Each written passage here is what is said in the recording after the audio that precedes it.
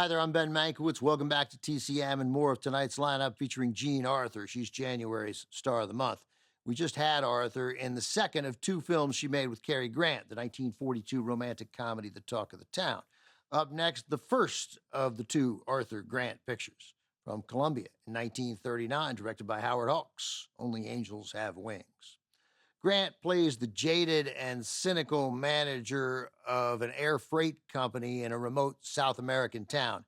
He makes a living sending out pilots on treacherous, sometimes deadly missions over the mountains.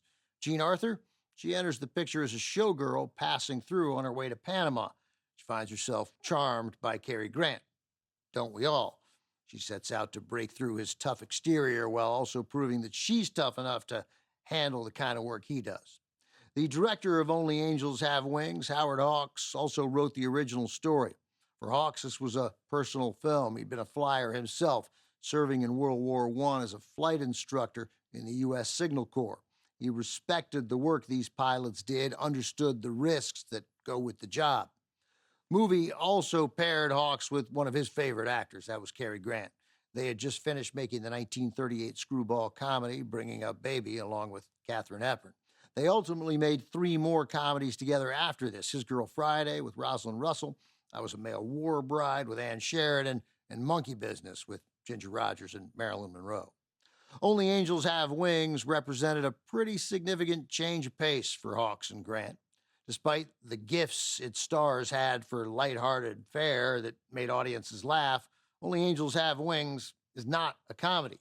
It's a drama, an adventure, a story full of hardship, full of courage, although Arthur and Grant can't help but deliver lines that cut through the intensity and make us laugh. From Columbia in 1939, also with Thomas Mitchell, Richard Barthelmess, and Rita Hayworth in one of her first significant roles, this is Only Angels Have Wings.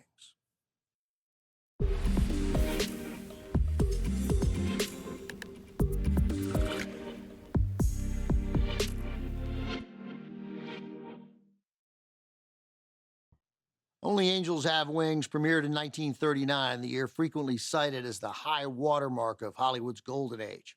For Jean Arthur, it was certainly a peak in her career.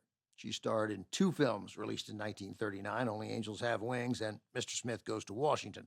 Both movies also teamed Arthur with character actor Thomas Mitchell, who played Cary Grant's best friend, the Kid, in Only Angels Have Wings, and he was Jean Arthur's closest friend and confidant, Diz, in Mr. Smith. If 1939 marked a good year for Jean Arthur, it was a great year for Thomas Mitchell.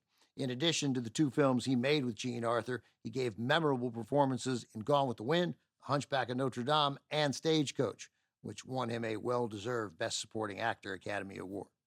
Only Angels Have Wings also gave Rita Hayworth an important break early on in her career. She'd made more than a dozen films for Columbia, but this was her first time playing a significant role in an A-level picture. Within a few short years, she would become the biggest star at the studio, taking over for Jean Arthur, who left Columbia in 1944. Coming up, Jean Arthur stars opposite Herbert Marshall in a screwball comedy from 1935. If You Could Only Cook is next on TCM.